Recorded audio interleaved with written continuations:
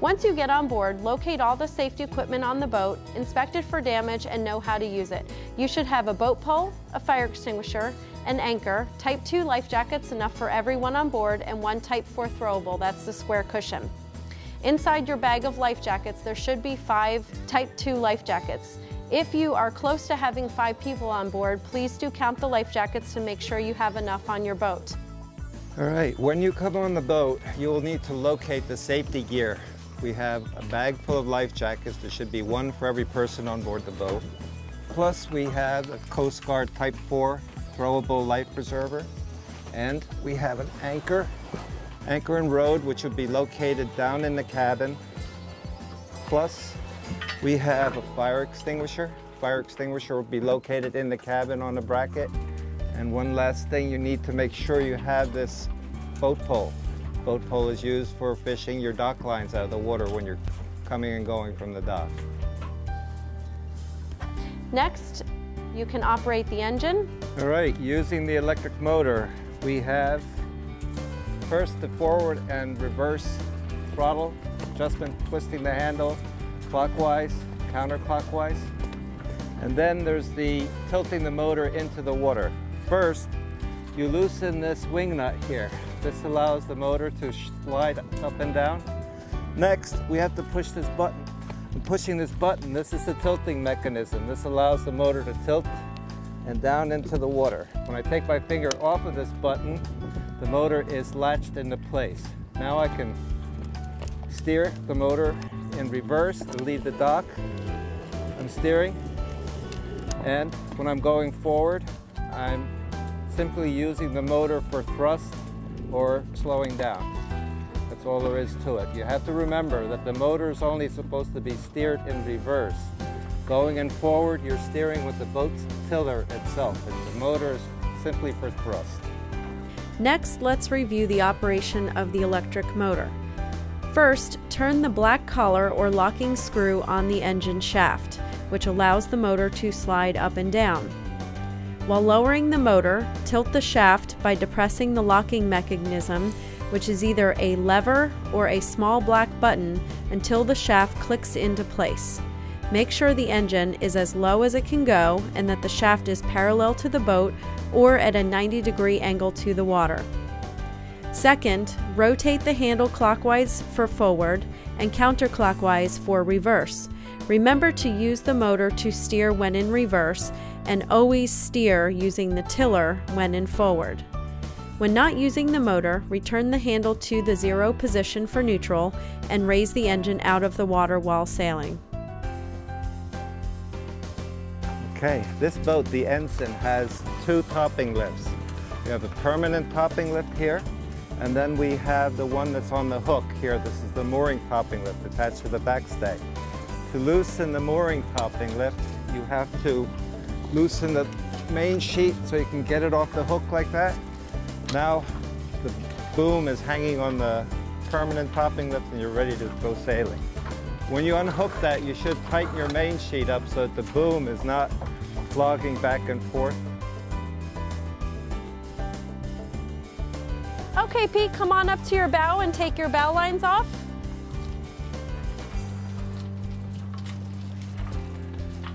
Go ahead and throw them onto the dock for me.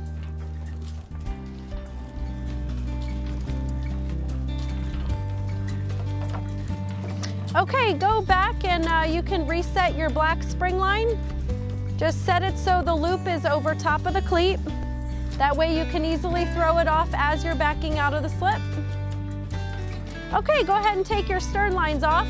If you do have a windward stern line, you can leave that one on just singled up so you can easily throw it off as you're backing out of the slip. But that way it will prevent you from hitting the leeward piling. Okay, go ahead and throw your stern lines into the water and go ahead and get your black spring line.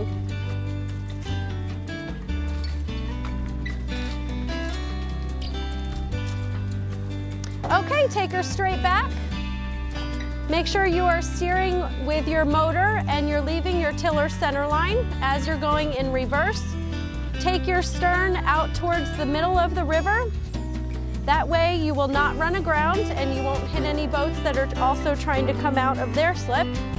Once you are clear of any docks, boats, or boats that are moored, you can go ahead and turn around in forward. Once you are in forward, you can go ahead and leave your motor center line, take the bungee cords off your tiller, and steer with your tiller. Now that he's clear of any boats or docks, he can turn up into the wind.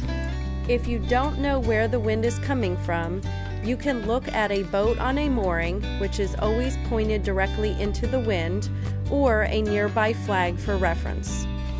Once your bow is into the wind, then you can take your sail ties off and raise your mainsail.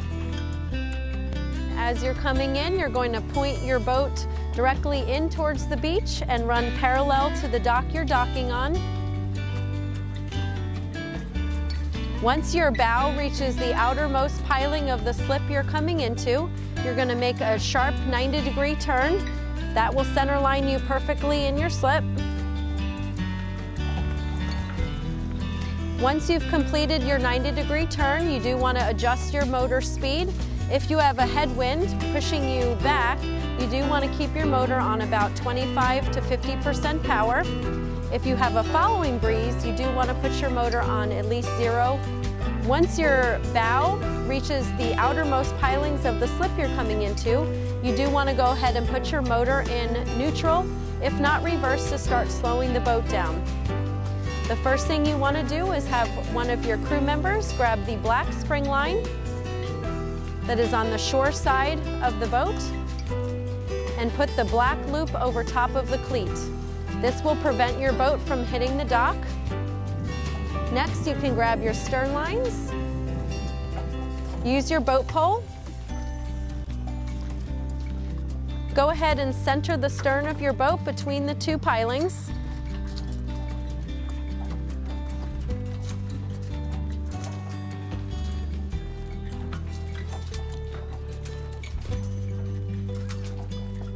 Then go ahead and reset the black spring line by feeding it through the center of the cleat and wrapping it over the front horn for security for the night. Then come up to the bow and do your bow lines.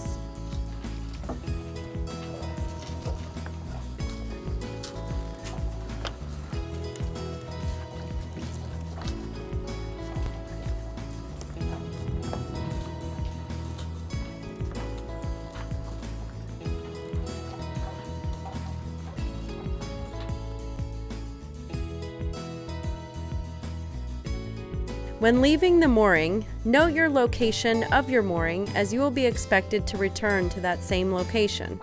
Each mooring can be identified by an alphabetic letter, which is also written on the back of your radio and safety bag if you forget.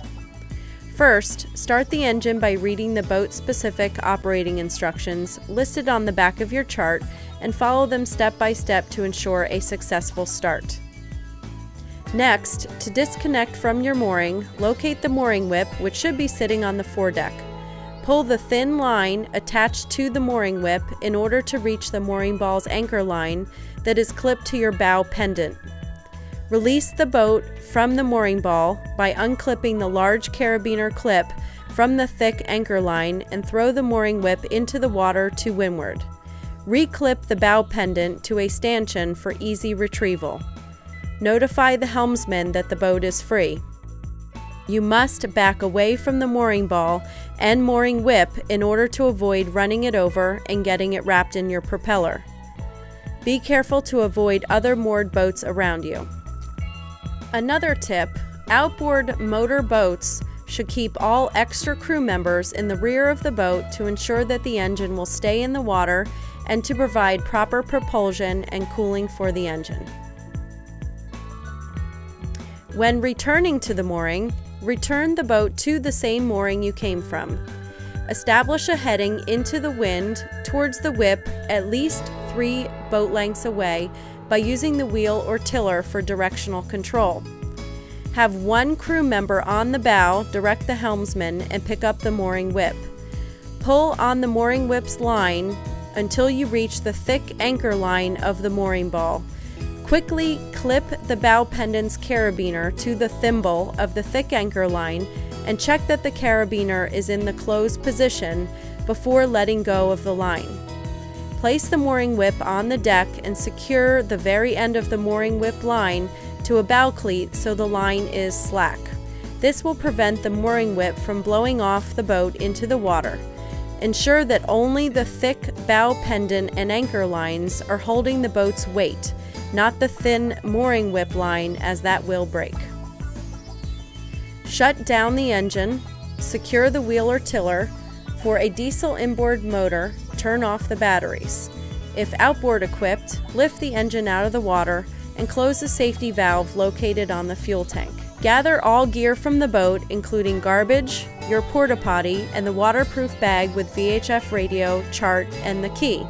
Secure the main halyard, flake the mainsail, and put on the cover. Close and latch down all windows and hatches, and then put in your companionway boards. Secure the jib sheets with several turns around the forestay, and then cleat them. Lastly, call Nelson Sailing Center on Channel 79 for a pickup via the tender. If you have paid the $15 fee for a porta potty, feel free to grab one out of the shed. The clean ones are always located inside the shed. Make sure you grab baby wipes from the office, and you can put it in this black cart to wheel it out to your boat. The operation of the porta potty, what you first want to do is prime the pump, and then there is a button on the front to release the water. Once you have used it, you want to pull the lever in the front to release all the fluids into the bottom. Then make sure you close it again so nothing comes back up. Once you are done with your porta potty, please do remove it from your boat, and then we just want you to leave it outside of the shed, and we will take care of cleaning it for you. If dangerous weather conditions appear, lightning, fog, or excessive wind greater than 25 knots, please contact Nelson Sailing Center and return immediately. Since you have your radio off, we can't call you. So you call us, let us know that you're safe and that you're on your way back in. Otherwise, we'll assume the worst and we'll come looking for you. In the event of any malfunction of the boat, including taking on of water, mechanical and hardware breakdowns, or running aground, please contact Nelson Sailing Center immediately for assistance, and do not enter into any agreement with any commercial towing or salvage company without our express consent. If you do sign or agree to any such agreement, you will be held liable for all costs incurred. Nelson Sailing Center would like to thank you for watching our video. Have a great sail and be safe.